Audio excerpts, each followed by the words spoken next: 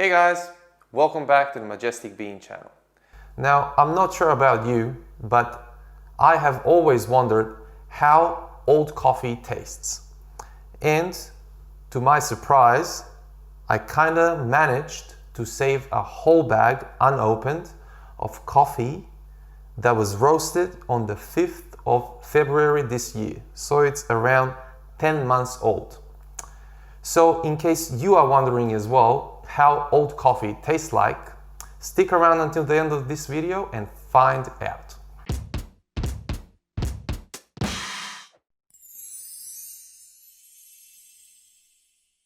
Alrighty, so first thing first, let's talk a bit about the coffee that I have on my hands here. This coffee was roasted in the US in Sunbury, Massachusetts, and this coffee was sent to us by a good friend of ours of this channel called Jason from Boston. This coffee is a Ethiopian Dorado Bombay, and it's quite a dark roast. So in one video, we're gonna find out how dark roasts taste, but also how old coffee tastes as well. I don't have a lot of experience with dark roasted coffees because it's very hard to find them here in Melbourne, because most of the time we drink very light roasted coffee. So we're actually gonna have a little side-by-side comparison of how dark roasted coffee looks like compared to coffee roasted here in Melbourne that's considered pretty light or light to medium. What I'm gonna do today with this coffee is first I'm gonna make an espresso, taste it, then I'm gonna steam some milk and try this coffee with milk. Lastly, I'm gonna make a pour over using the same coffee, but I'll be helping myself with James Hoffmann's video on how to brew better dark roasts. First, let's open the bag and just smell it.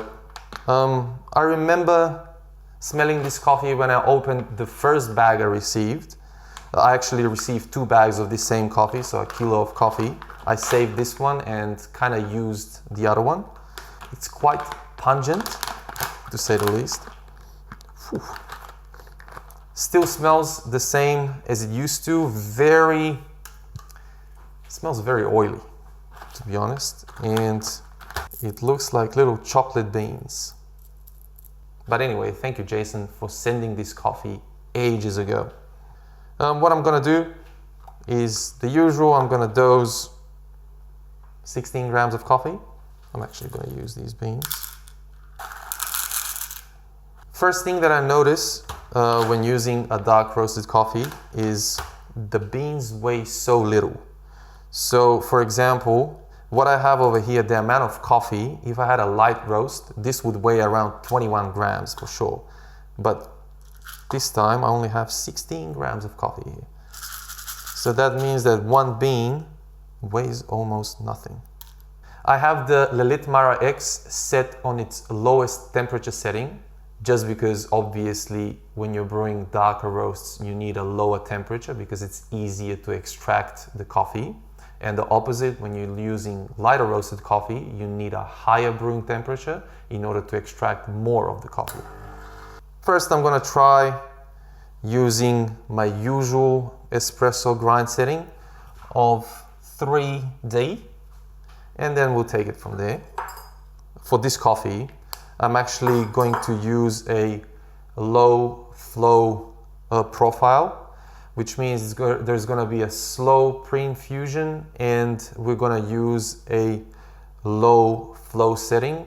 So we're not going to use the standard stock flow of the machine, but you're actually going to go much lower at around probably 4 grams per second.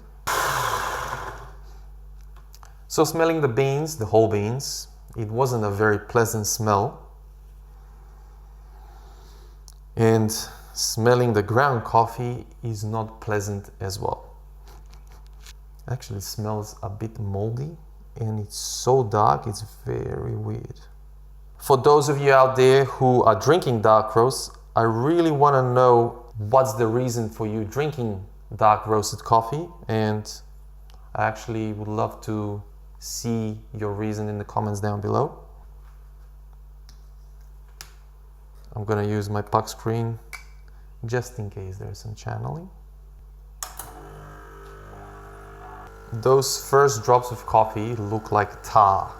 They're so dark and thick. I'm just slightly going to increase the flow. That was a 15-second pre-infusion. Here we have it.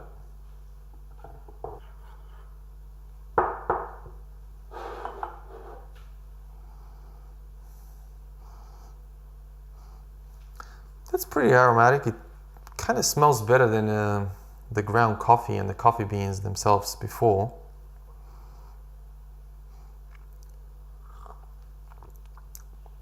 But tastes disgusting.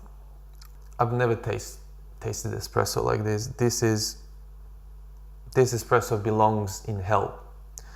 I might actually try grinding just a bit coarser to see if that helps. But at this stage, I'm using also a 1 to 2 recipe. At this stage, this coffee tastes like absolute dog shit. And I'm not even sure if that has to do something with the age or just the coffee itself.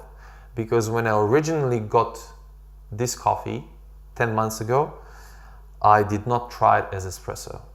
Unfortunately, I know. Alrighty, take 2. Madeline pointed out something that's quite interesting because I actually didn't quite think of it. It smells like burnt toast. It actually exactly smells like that, which is ridiculous. And also the tasting notes. Bright and bold, blackberry and dark chocolate. If this coffee tastes bright and bold, I'm a fucking clown. I went a whole number coarser.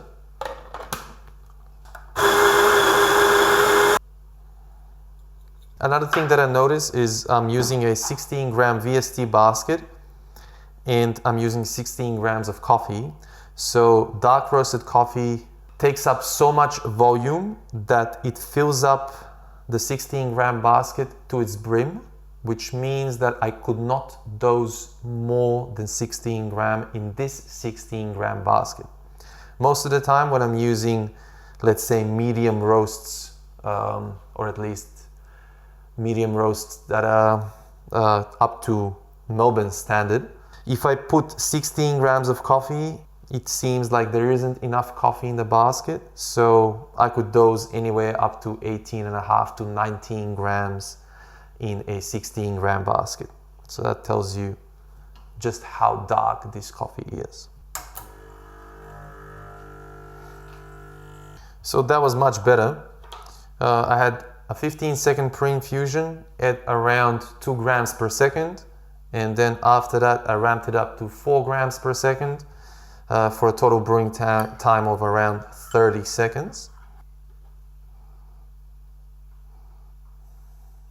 The aroma is quite nice. I mean, it's not too bad, to be honest, but it's just so thick and burnt. Oh, fuck. A bit better, still disgusting. You want to try a bit? That's my reaction to good coffee. Fuck, it's so bad. It doesn't smell as bad as the bean, so yeah. Yeah.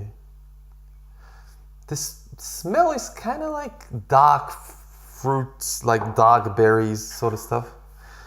But the taste is like medicinal and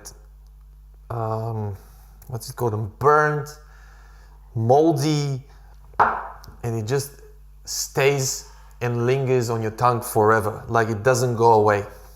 We're gonna put some milk in it now and see if it's true that dark roasts go well with milk, because I feel like that's a very common thing people think of when it comes to dark roasts, that they go well with milk because the richness and the pleasant bitterness of dark roasts would pair well with something creamy and fatty. So yeah, let's give it a go. Now I know this is not very precise. We kind of drank from this cup and now we're gonna top it up with milk. But this is something I do very often, to be honest. And we actually made a video a while ago about my little secret where Most of the time I drink double espressos and then I'll just take a sip or two and then top it up with milk. So I kind of get the best of both worlds. Let's steam some milk now.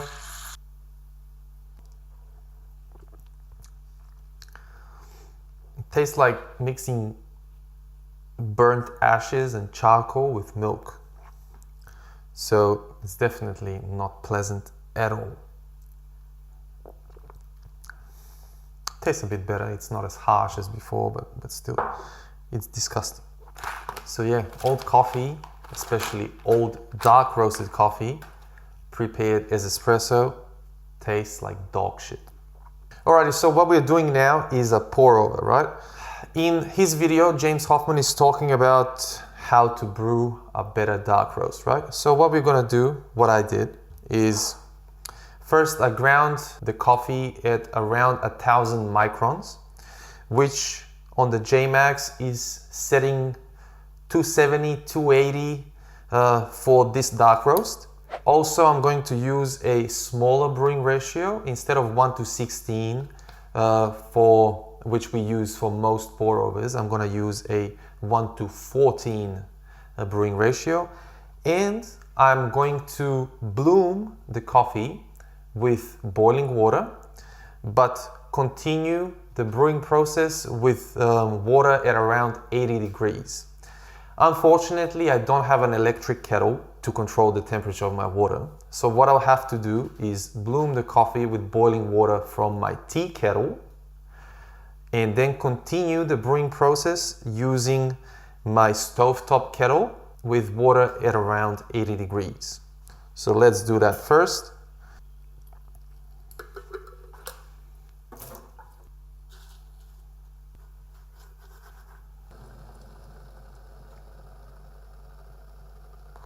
Look at this precise pour.